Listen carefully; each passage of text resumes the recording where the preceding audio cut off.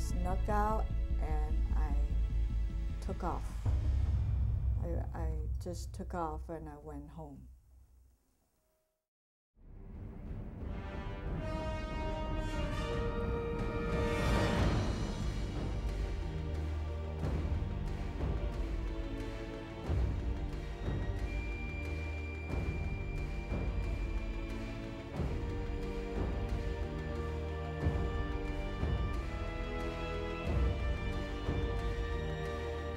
Communism started the Soviet Union, first communist state in the world, and when the communists came to power in the Soviet Union in 1918, it inspired great hope all over the world. A lot of young, idealistic, bright kids, college-age kids, were really excited by it. France ruled Vietnam as a colony. The French had taken control of Vietnam, Cambodia, Laos. They ruled a colony they called French Indochina. They'd done it back in the 1880s. Bright young Vietnamese students from good families would send their sons off to Paris to study. And one of those bright young students was Ho Chi Minh. And Ho Chi Minh is studying in Paris in the First World War and the years right after World War I. And while there, he's part of that same time that communism was coming to power in the Soviet Union, and there was this excitement that a red future faced the world, and that communism would topple all the old bad orders and build a government that would be fair and just. And it was really inspiring to young people. And in 1972, the U.S. sat down with the North Vietnamese government and negotiated an end to the war. We kept backing up South Vietnam, give them weapons, and the North Vietnamese had agreed to leave South Vietnam alone. And in the spring of 1975, the North Vietnamese did kind of like a blitzkrieg, a lightning attack against the South. We had no appetite to go back in and defend them.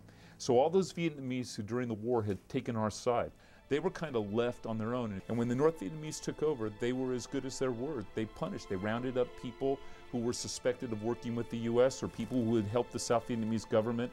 Hundreds of thousands of people got sent to re-education camps, and a lot of people had to leave the country. And you wind up with the boat people literally getting in anything that floated, find themselves in Thailand. They're locked up in refugee camps because no country wanted them. I escaped Vietnam 2 times. The first time I was 16 years old.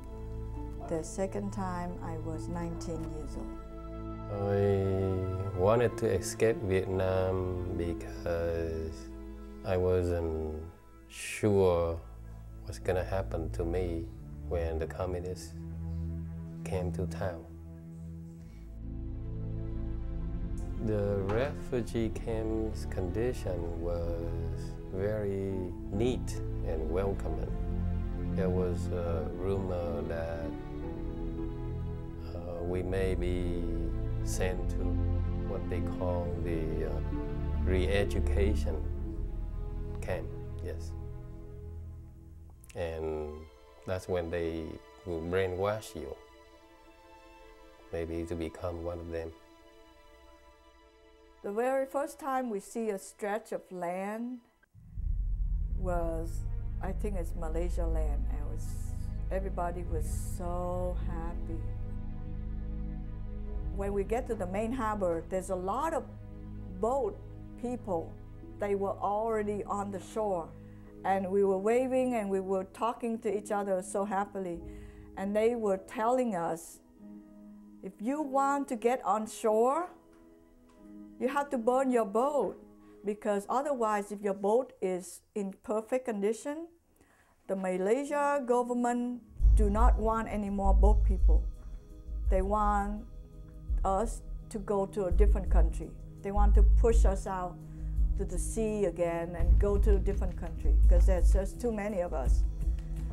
We saw a very bright boat lit up with lights, and we thought they came to rescue us. We threw the rope to their boat. Then they started tying the 2 boats together. And we were so happy to say, oh, we're gonna get rescued. But when after the 2 boats were tied, they turned out to be pirates. They came here, nobody had wanted them when they got here, and when they got here, they made a life for themselves, and we're all the better for it. But it's becoming part of the American mainstay, something good, something positive that's coming out of something that was really bad. Every once in a while, there are unexpected results that bring you a lot of positive benefits, good coming out of the bad. The event of the pirate made me feel that our life is very fragile. And when we were at sea, in a split second, the whole boat could tip over and we could all die. And nobody would even know about us or hear about us. So life is very precious. It made me think that we were giving life, and life is so precious. We live with the moment we have, live it to the fullest, and use it to the fullest.